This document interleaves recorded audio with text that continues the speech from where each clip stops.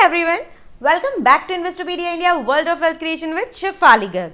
आज के अपने वीडियो में हम बात करेंगे कि क्या रिजल्ट्स डिक्लेयर करे हैं एक्सिस बैंक ने फॉर क्वार्टर 4 फाइनेंशियल ईयर 20। हम इन रिजल्ट्स के जो इंपॉर्टेंट नंबर्स हैं वो देखेंगे। इसके बाद हम एनालिसिस करेंगे कि ये इस बैंक के शेयर प्राइस को कैसे अफेक्ट कर सकता है। And at the end of the video we would be discussing कि अभी जो मार्केट सिनेरियो है, जो कोविड-19 सिचुएशन चल रही है, जो एक्सिस बैंक ने रिजल्ट्स दिए हैं, जो लेटेस्ट न्यूज़ है एक्सिस बैंक को लेके, उन सब चीज़ों को माइंड में रखते हुए एक्सिस बैंक के शेयर्स के लिए गोइंग फॉरवर्ड हमारी स्ट्रेटेजी क्या होनी चाहिए। It should be added to your portfolio और it should not be. For the complete understanding please do watch complete video. Now let's start with the topic, but before that अगर आपने मेरा channel subscribe नहीं किया है, if you have not yet subscribe my channel, please do it right away. अभी subscribe कीजिए, नीचे bell button and subscribe लिखा हुआ है, उसे प्रेस कीजिए एंड सब्सक्राइब कीजिए। Now let's start with the topic. Axis bank के जो रिजल्ट्स आए हैं क्वार्टर 4 के, उसमें उन्होंने लॉस डिक्लेयर करा है, लॉस शो करा है, बट स्टिल मोर ओवर अगर हम बाकी नंबर्स की तरफ देखें, दे आर क्वाइट गुड। जो प्रोविजनिंग की है बैंक ने, that is somewhat on higher side, जिसकी वजह से मुझे लगता है कि ये लॉसेस आए हैं। तो अगर मोर ओवर हम बात करें तो एक्सिस बैंक के रिजल्ट्स अच्छे थे। अब ये जो नंबर्स हैं हम इनको डिटेल में रिव्यू कर लेते हैं एक बार। जो ऑपरेटिंग प्रॉफिट है, operating profit for quarter 4 that is January 20 to March 20 for financial year 20 is increased, ये बढ़ा है बाय 17%, 17% से बढ़ा है year on year to rupees 5,851 crore. Net interest income rose increased, बढ़ी है 19% year on year to rupees 6,808 crore. Operating profit, net interest income, ये दोनों चीजें बढ़ी है year on year, right. Standalone losses had been reported by bank of rupees 1,387 crore for fourth quarter financial year 20। जो मैंने आपको वीडियो के स्टार्टिंग में कहा कि इस क्वार्टर के लिए लॉसेस रिपोर्ट करे हैं बैंक ने, बट मोर ओवर जब हम ये नंबर्स एनालाइज करेंगे तो हमें पता पड़ेगा कि वो प्रोविजनिंग ही है जिसकी वजह से ये ऐसा हुआ है। जो CNBC TV 18 का जो पोल हुआ था उसमें they estimated that the bank would be reporting 1,580.1 crore profit. TV 18 का जो पोल था वो यहाँ पे गलत हो गया एंड बैंक ने लॉसेस रिपोर्ट करे हैं 1,387 करोड़ के। प्लीज कीप इन माइंड कि ये जो लॉसेस है ये क्वार्टर 4 सिर्फ Jan 20 टू मार्च 20 के लिए रिपोर्ट किए बैंक ने।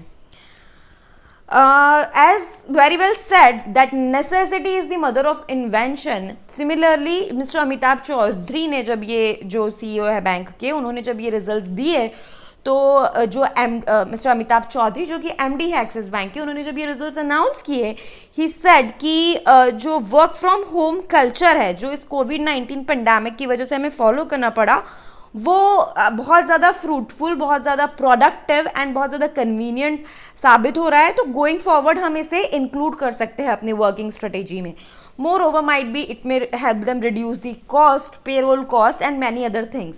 तो ये एक पॉजिटिव चीज़ है जो उन्होंने कोविड-19 से ली है और उन्होंने अपने रिजल्ट्स में मेंशन की है। They have a positive approach. Of course जो टाइम है, जो आने वाला टाइम है, जो अभी टाइम है, वो डिफ़िकल्ट है, हमारे लिए है, मेरे लिए है, आपके लिए है, बैंक के लिए है, सभी इंडस्ट्रीज़ के लिए है, सभी कंपनीज के लिए है, but still bank has mentally prepared itself. पूरा उस तरीके से तैयारी कर ली है बैंक ने कि कैसे उन्हें इससे ऊपर आना है, इससे सॉल्व करना है इस सिचुएशन को। प्रॉब्लम बड़ी नहीं होती बट उसको सॉल्व करने का attitude is important. Net interest margin अगर हम देखें तो वो है 3.55%। ऑपरेटिंग प्रॉफिट फॉर क्वार्टर हमने देखा कि 17% से बढ़ा है, where in operating profit for entire year has grew by 23% से बढ़ा है year on year to rupees 23,438 crore. NII in financial year 20 increased by 16% to 25,206 crore. Net profit of financial year 20 stood at rupees 1,627 crore. Deposits increased 19% year on year on quarterly average basis. Savings account deposits increased 13% year on year. Current account deposits increase 11% year on year. यहाँ पे best part is कि आप बाकी सारे, जैसे कि मैंने आपको वीडियो की स्टार्टिंग में कहा था, बाकी सारे फैक्टर्स में बैंक ने ग्रोथ रिपोर्ट की है. बाकी सारे फैक्टर्स अगर हम कंसिडर करें तो रिजल्ट्स बैंक के काफी अच्छे हैं. लोन बुक जो लोन्स बैंक देता है that has grew by 15% year on year with retail loans. अब इसमें जो बैंक है उसने रिटेल सेगमेंट को भी लोन दिया है और कॉर्पोरेट लोन्स भी दिए हैं. Retail loans increased by 24%, wherein corporate loans increased by 11%. Retail term deposit were up 33% on year, and CASA, current account saving account ratio, was 39% on QAB basis, quarterly average basis. Besides this, the Axis Bank had added 478 new branches pan-India. अगर आप अपनी branches add कर रहे हो, of course आपको staff बढ़ाना पड़ेगा, infrastructure करना पड़ेगा, एक कॉस्ट होती है.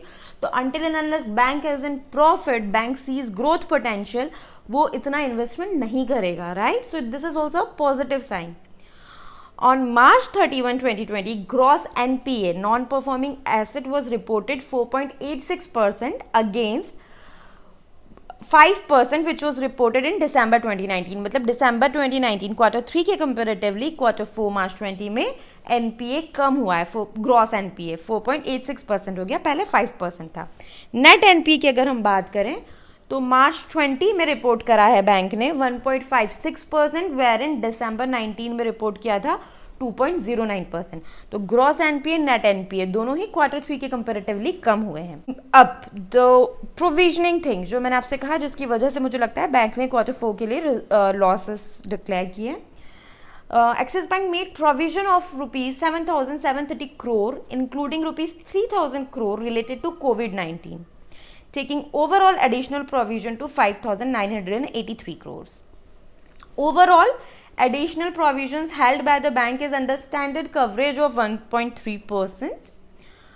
Now, if we look digital banking platform, the apps, so Axis Bank is among the top players in banking, digital banking platform.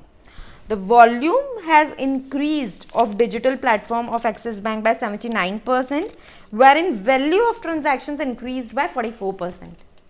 Digital transaction is 84% out of total transaction. जो 100% total transaction है bank के, for example अगर 100 transaction है bank के साल भर में, तो उसमें से 84 ट्रांजैक्शन डिजिटल है, नेट बैंकिंग के थ्रू है. 84% contribution of digital. 66% FDs, 53% new mutual fund shape, systematic investment plan, and 48% personal loan. ये सारी चीज़ें last quarter Jan 22 March 20 bank ने डिजिटल प्लेटफॉर्म के थ्रू दी है. मतलब जो टोटल FDs करी उसमें से 66% वह ऑनलाइन, जो टोटल नई सिप हुई उसमें से 53% वह ऑनलाइन, एंड जो पर्सनल लोन एप्लीकेशंस लॉगिन करी उसमें से 48% वह वाया ऑनलाइन. अब हम बात करते हैं मार्केट प्राइस जो अभी चल रहा है एक्सिस बैंक के शेयर्स का, क्योंकि रिजल्ट्स हमने देख लिए और overall results were good. Provisioning obviously because of this COVID-19 pandemic थोड़ी तो हायर साइड पे होनी ही थी. अब हम देखते हैं कि स्टॉक की परफॉर्मेंस क्या है. ये तो आपको पता होगा कि स्टॉक ने पिछले एक साल में 6 महीने में काफ़ी गिरा है. एक साल में 40.61% इसके रेट्स गिर गए हैं, 6 मंथ में 36% गिरे हैं. पिछले एक महीने से ऑल्दो ये ग्रोथ शो कर रहा है. अगर हम बात करें अभी जो मार्केट प्राइस चल रहा है एक्सिस बैंक के शेयर्स का, दैट इज़ 455.45, जो आज बढ़ा है 7%. आज मतलब बढ़ने के बाद 7% बढ़ने के बाद 455 का रेट है इसका एक्सिस बैंक के शेयर का. ये बढ़ा था एक्सिस बैंक और मैक्स लाइफ इंश्योरेंस का जो डील हुआ है अभी. एक्सिस बैंक ने 29% का स्टेक लिया है मैक्स लाइफ इंश्योरेंस में, उसकी वजह से एकदम से ये रेट बढ़ा था. 52 वीक लो है एक्सिस बैंक का 286, where in 52 week high is 827.75. तो अगर हम बात करें वैल्यूएशंस की, क्वाइट अट्रैक्टिव है. पीई रेशो बैंक का है 21.92, where in industry PE ratio is 28.64. तो इंडस्ट्री पीई के हिसाब से बैंक स्लाइटली लोअर साइड पर ही वैल्यूड है. अगर आप HDFC बैंक के पीई से कंपेयर करोगे तो थोड़ा सा हायर साइड पर है. तो HDFC बैंक, अगर बैंकिंग सेक्टर में आपको कोई एक शेयर पिक करना है तो that would be HDFC bank. But HDFC bank इससे ऑलमोस्ट डबल प्राइस में अवेलेबल है. तो अगर आपको कम इन्वेस्टमेंट में बेस्ट पिक लेना है तो Axis Bank is definitely a good pick. Rate अभी थोड़े से स्लाइटली हायर साइड पर है, अभी और आगे बढ़ सकते हैं, but then I am expecting, क्योंकि अभी 1-2 दिन में ऑलरेडी बैंकिंग निफ्टी वगैरह बढ़ रहा है, एनबीएफसीज बढ़ रहे हैं पॉजिटिव न्यूज़ के कारण। इसके बाद में एक अगर करेक्शन आता है, क्योंकि वो आएगा कोविड-19 पैंडेमिक की वजह से, तो जब भी करेक्शंस आते हैं उस टाइम पे Axis Bank I think you should add in to your portfolio in the range of say 350 to 400. Axis Bank would be a great buy, so it should definitely be in your portfolio, agar especially if you have not added HDFC Bank or any other banking share in your portfolio. So I hope आपको ये video अच्छा लगा, informative लगा। अगर ऐसा है तो please इसे अपने फ्रेंड्स रिलेटिव्स के साथ शेयर कीजिए, वीडियो लाइक कीजिए, और अगर चैनल आपने सब्सक्राइब नहीं किया है तो प्लीज़ इसे सब्सक्राइब कीजिए, क्योंकि मैंने क्वार्टरली रिजल्ट्स की प्लेलिस्ट इसमें अपने चैनल पे अपलोड कर रखी है। टाइमली मैं उस पर सारी कंपनीज के क्वार्टरली रिजल्ट अपलोड करती हूँ। For example TCS, Infosys, IndusInd bank, HDFC bank, सभी के उसमें रिजल्ट्स आपको मिल जाएंगे। अगर आप चाहें तो अभी भी आप जाके देख सकते हैं। इसके अलावा आपको और भी सारे नए टॉपिक्स पे बहुत अच्छे वीडियोज़ मिलेंगे, तो आई वुड रिक्वेस्ट कि अगर आपने चैनल सब्सक्राइब नहीं किया है तो प्लीज़ इसे कीजिए। और थैंक यू सो मच।